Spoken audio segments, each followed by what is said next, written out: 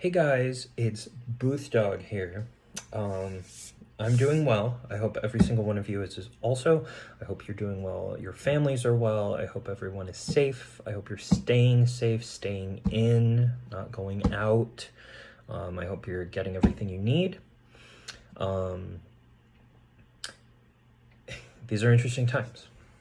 I know you might be feeling anxious, unsure. Very normal. We're all feeling that too. But just know that there's a lot of work going on behind the scenes to continue to make sure that all of you are going to get the best education opportunities as humanly possible. I think crises like this tend to reveal a lot about who we are as people, as a community, as a school. And so you're learning a lot about your teachers, you're learning a lot about each other, your family. I think you're going to get the chance over the next couple of weeks, hopefully just a couple of weeks, to see a different side of your teachers. I'm not wearing a tie. I'm wearing my BB-8 shirt.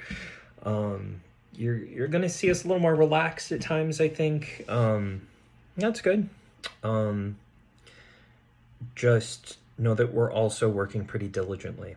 Okay, so in a second, this is going to transition. You are going to hear a lecture not from Booth Dog, but from Mr. Boothman. And he's going to tell you all about today's lesson. We're working hard, and that means you do need to work hard as well. Okay? This isn't going to work if your teachers are the only ones putting in the time and the effort and the energy to this. Part of it needs to come from you, and that's fantastic training for college and what college is going to be like. Very self-directed, very self-disciplined. Are you checking in on the things you need to check in on? Are you doing things without being reminded 20 times? These are really good skills for you to develop, and I think that is one good that can come from this. But it's going to reveal which of you don't have those skills, which of you don't want those skills.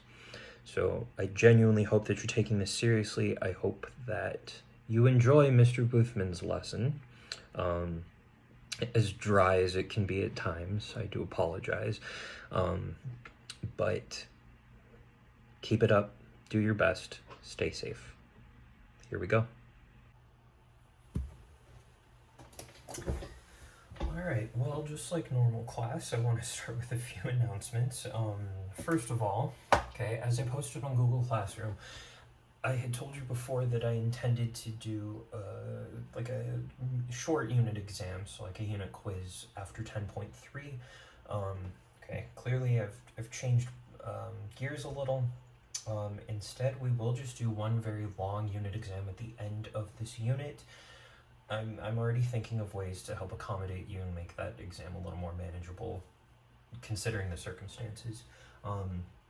That being said, I did already post some review that I had made for those first three sections, 10.1 to 10.3, which we would have worked on the beginning of this week. Please work through it at some point. Those are good problems. It keeps you up to, where we are. As far as 10.3, I know I had told you to finish that over break. I would check it. I'm not going to check it right now. We'll see once we get back into the classroom if I'll check it then, but that should be done. We're going to move on. Looking at Unit 10, okay, just a very brief overview of what we did before break. 10.1, of course, looked at what series are. Specifically, we looked at geometric series. 10.2 is looking at power series. Of course, a series is an infinite sum. A sequence, okay, is just a list of numbers. Geometric series have a special sum. Once we went through that a bit in class. And a geometric series, geometric means that we're multiplying by what we call the common ratio to get to our next term for the rest of the sequence. A power series is a special type of geometric series where our common ratio is x. Okay, so we're multiplying by x each time to get to our next term. We looked at some special cases of power series, how we can use that in differentiation and integration and all of that to make some of our problems a little more simple. And we finished right before break by talking about Taylor series. Taylor series, Taylor polynomials are ways of approximating a function. Okay, Taylor series being infinite, of course, a Taylor polynomial being finite and just an approximation, whereas an infinite Taylor series is actually a good representation of a function. So it's, again, that was that great video we watched. It is a way of taking a pretty complicated function and being able to approximate values instead of using that complicated function. Today we're moving on to 10.4. Now the rest of this unit, the second half of unit 10, is really going to be, I hate to say, more difficult. It is a lot of different tests for proving whether a series will converge or diverge. For showing whether a Taylor series will actually represent a function or not. Because it won't for every function. Not every series will converge. So we need cases, or we need tests to know which case we're dealing with, whether it will converge or diverge. So today we're going to start by kind of getting into that. Before we do, today 10.4 is just a little different. You'll see what I mean in a second. Last announcement I want to make before we jump into content though. Each day, for the most part, to show your attendance in class, I am sharing a Google form with you that you'll need to complete each day, just by the end of today is fine. Today, it's very straightforward. It's an exit ticket, but all I'm asking you to do is ask me a question about today's lesson. So if you have more than one, feel free to submit more than one, and of course you can talk to me during our Q&A time or email me at any other time today as well. But this is like our formal way of seeing if you're interacting with us. Okay, so before we get into whether a series will converge or diverge, okay, it's important to ask the question, how accurate exactly are our Taylor approximations? Okay, so we have these polynomials, we have the second order, third order, fourth order, that will approximate a function, but how do we know how accurate they are? Okay, that's a really important question. Depending on our context, maybe we don't need it to be very accurate, we just need a general idea. If we're using these for actual calculations, we're building something, we're conducting an experiment, we need to know if it's accurate enough for our purposes. So how do we ask, or how do we answer this question? How do we determine our accuracy? Okay, well, let's talk about, so this is section 10.4, the remainder theorem.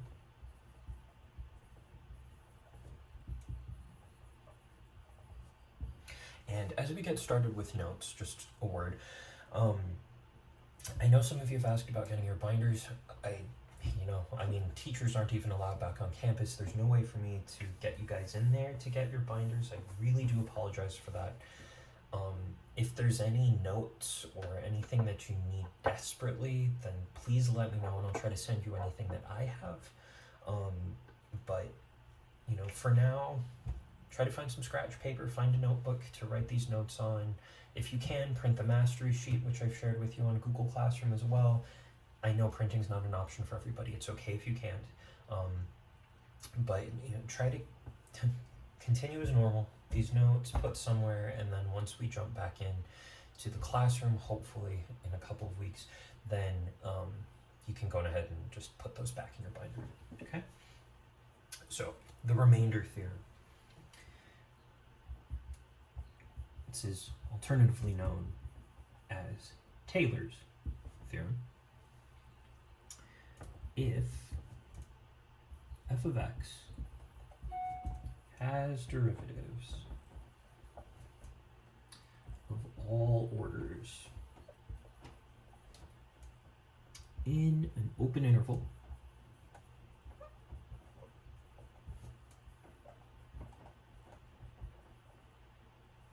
containing a then our f of x, I mean, this is basically just formally writing out a Taylor polynomial.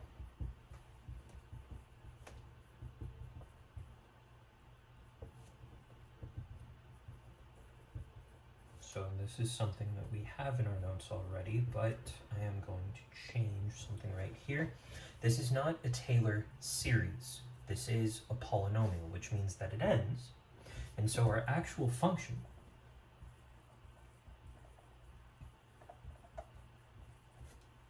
is approximated by this Taylor polynomial up to the nth term plus whatever kind of remainder is left over.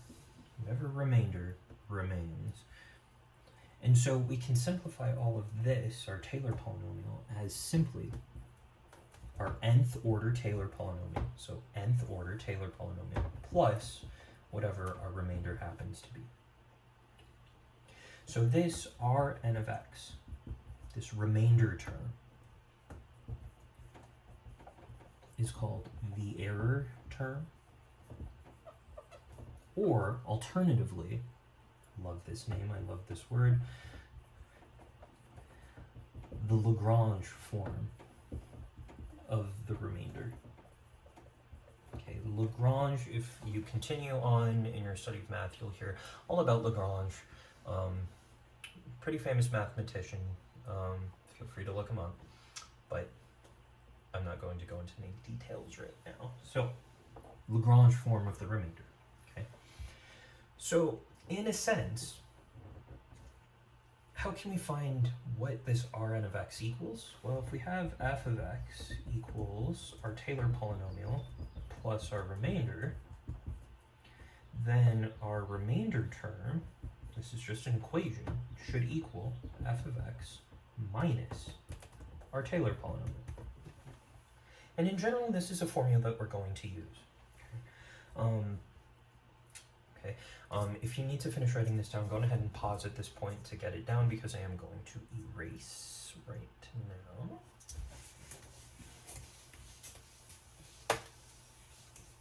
now.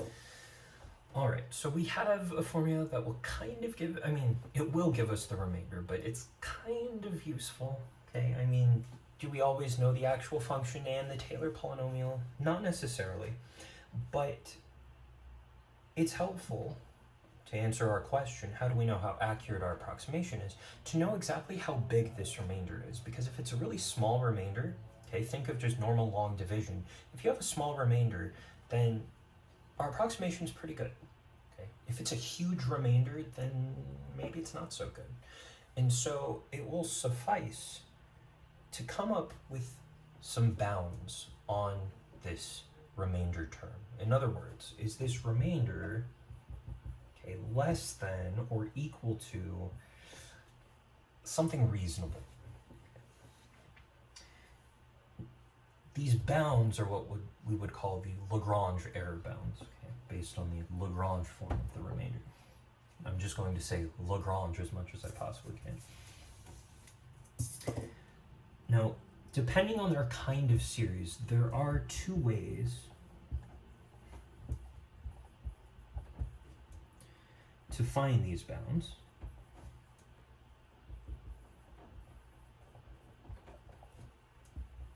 For our remainder term on some interval.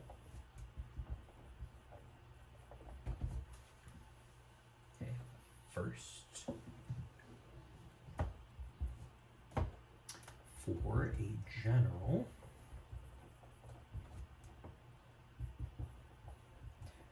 I hope you're not complaining right now, everybody, since you can see what I'm writing and I'm not standing in your way. Taylor polynomial Pn of x. Then our remainder term, the Lagrange form of the remainder, is bounded by the maximum value of the next term in the Taylor series.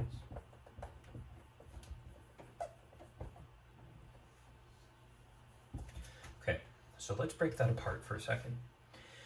We're saying that if we take an entire infinite Taylor series, okay, so an infinite number of terms, and I want to know, okay, if I stop at this term right here, the nth term, and let's actually write this out.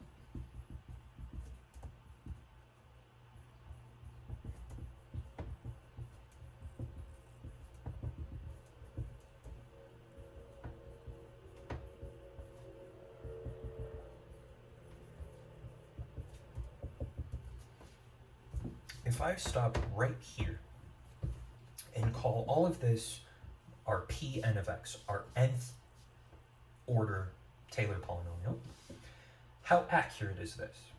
Okay, well, we know that this is going to be equal to our function, but we also would have to include some sort of remainder term. Okay, our remainder term itself has to be less than the maximum value of the next term in the Taylor series. Okay, so again, if we continued, if we looked at the n plus 1th term, if I'm stopping here and I'm using this to approximate our function, then the remainder, okay, the difference between this approximation and our actual function has to be less than the maximum value of our next term in the Taylor series. And our next term in the Taylor series, if this is our nth term, then that next term would be the n plus 1th derivative. Okay. And I'm going to use a new variable c. It's like our a, okay? C times x minus a to the n plus 1th power all over n plus 1 factorial. Okay. This c value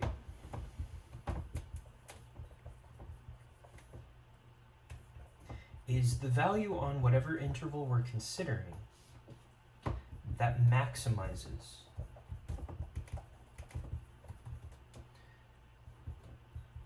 that particular derivative. Okay. And take an absolute value.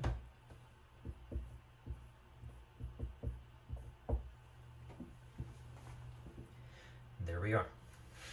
Okay, that's a lot. Notice I numbered this 1. Hey, we're going to practice with this for the rest of today and tomorrow, and then we will continue looking at our second way of finding these Lagrange error bounds on Friday, starting Friday. We'll also continue that on Monday. Okay, so for a general Taylor polynomial, our remainder is bounded by the maximum value of the next term in our Taylor series. It can't possibly be any bigger than the maximum value of that next term. Because if it is, does that even make sense? Then we're bigger than this entire series. It just doesn't make a whole lot of sense. Okay. So that next term in our Taylor series is the n plus 1th term, right here. And this c value is the value that will maximize this particular term. Okay. Which is important because this will vary. Our a value is constant. Okay, this factorial is constant, but this right here, okay, it takes on a range of values. So we need to determine what its maximum value is.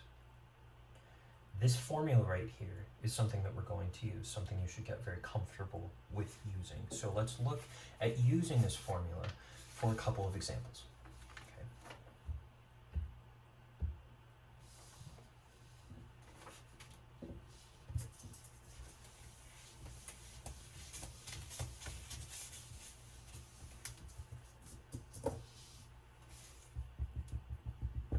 First example. Okay. We are told that the natural log of 1 plus x is approximated by the function x minus x squared over 2. When x is a really small value. Okay. Find the bound for the maximum amount of error in this approximation when we're using an x value that's less than or equal to 0.1. absolute value of x is less than or equal to 0.1, so we're actually looking at the interval negative 0.1 to positive 0.1. And again, I'm using brackets, that's inclusive. Okay. So we have a function. F of x equals the natural log of 1 plus x.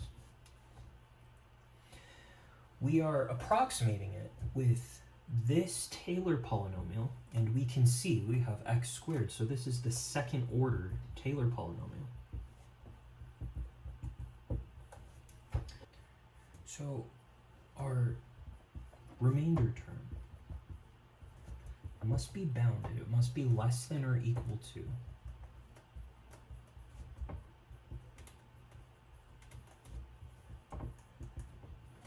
the next term in our Taylor series, the next order in our Taylor polynomial. So there's a lot going on in here.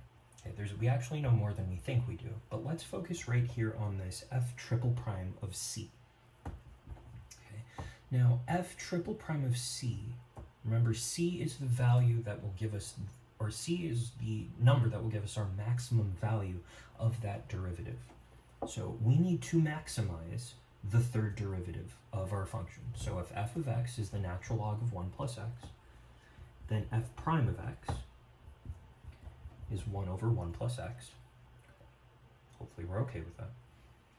F double prime of x, and I'm going to write this as 1 plus x to the negative 1 power. So f double prime of x is negative 1 plus x to the negative 2. F triple prime of x is 2 times 1 plus x to the negative 3 power. And I'm going to change that back into its fraction. Okay. So this is our third derivative, and we want to maximize this. Okay. How can we maximize this function? Now, we have a few options, actually. I'm going to use, I don't want to call it a bit of a cheat, but it is something common that we do if we can recognize these things. You're more than welcome to use the first or second derivative test. Just remember that you're treating this as your function, so you would need to take the next derivative and so on. I'm going to recognize that on our interval, this function, f triple prime of x, is always decreasing. Okay. So because on this interval, this function is always decreasing, then it's at its maximum value at the beginning of the interval, or negative 0.1.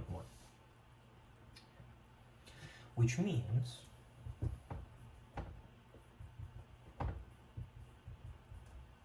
our c value is negative 0.1. So I need to evaluate that. And we have 3 factorial cubed. Okay, and then what is this x minus a?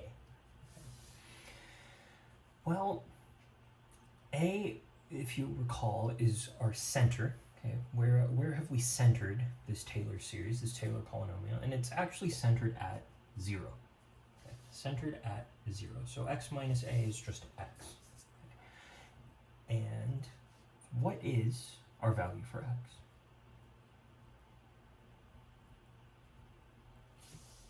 It's whatever this number is. Okay.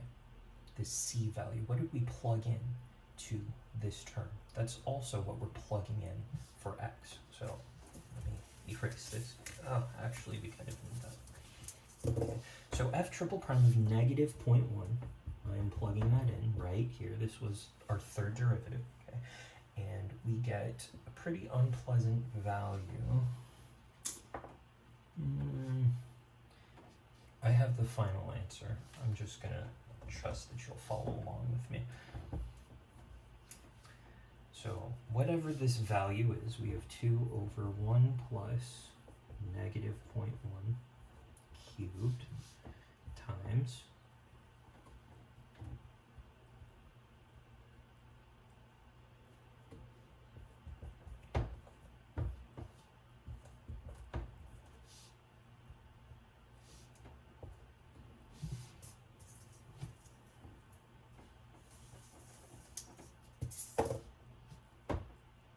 which ends up equaling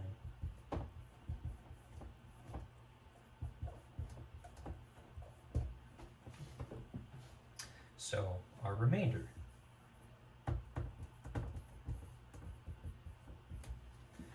must be less than or equal to that number, which is, for small values of x, at least on this interval, a really good approximation. Okay. So that was kind of a lot. We're pulling together a lot of different skills. Okay. I want to do one more example and then let you get to some practice. Okay. So one more quick example. This one shouldn't take us as long. Find the max error of the third order Taylor polynomial approximating f of x equals e to the x, centered at x equals 0, on the interval -2 to 2. Alright, well, we need the third order Taylor polynomial that approximates this function. If you've memorized those Maclaurin series, hopefully you have. If not, you have plenty of time now to get that memorized. Okay. Then our third order Taylor polynomial is 1 plus x squared over 2, or 2 factorial, I'm sorry, plus x cubed over 3 factorial. Okay. So our remainder here must be less than or equal to, it must be bounded by, okay, our maximum value. I'm going to use just slightly different notation here. Our maximum value of the fourth derivative of our function times all over, okay, right? This would be the next term in our Taylor series. So what is the fourth derivative of e to the x? Thankfully, it's e to the x. We don't have to do too much work here. Okay. And this is increasing on the interval -2 to 2, which means that it reaches its maximum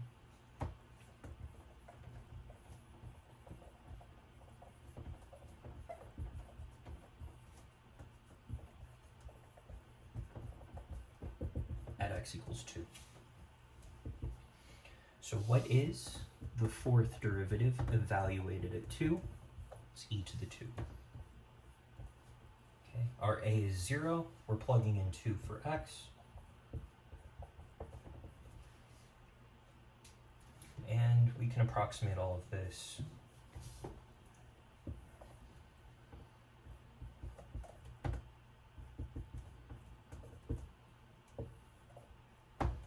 as 4.926037. Okay. So not quite as nice an approximation as the last example we had, but it's not terrible either. Okay. All right. That is really what Taylor's theorem is telling us. Again, there's that second case, that second thing that we're going to talk about on Friday. So for the rest of today, I want you working on the first 2 pages of your 10.4 mastery sheet. Again, if you can get that printed, great. If not, I totally understand. But do it on a separate paper somehow. Again, those first 2 pages, okay? Just hopefully it follows this pretty closely. Go ahead and ask me during our Q&A time if you have any questions. Okay, we can, as we go forward, I might reevaluate and actually set aside some separate time for you guys outside of that Q&A time, just so you get a little more one-on-one time. We could probably also all do like a Google Meet sometime as well. Don't forget to complete that Google Form exit ticket. Okay. You have your AP Classroom assignment that's still due Friday. Hopefully you took care of that over break. Many of you probably didn't, so you get to now. And then working on these first 2 pages. Tomorrow's class will really just be working on those first 2 pages again. I don't have any new notes for you tomorrow, but by the end of the day tomorrow, I will ask you to send me pictures of those first 2 pages. I'm going to put in that grade as a problem of the day grade. So I'd start it today if I were you. That way you don't have to do all of it tomorrow, and then you can hopefully finish in class tomorrow. again, I'm here with questions. Just let me know. All right, that was it. I hope you enjoyed today's lesson. Again, I will be available to video conference on Google Meet from 11 to 12 today. As we go forward, I'll reevaluate that and see if there's better times, if I need to be available a little longer. But we're being flexible for now. Okay, so 11 to 12 if you have any questions you need to ask me. Otherwise, feel free to email me. You know, I try to respond pretty quickly, and we'll go from there. All right, so thank you so much. Wash your hands. Stop touching your face as I touch my face for this entire video. Be careful.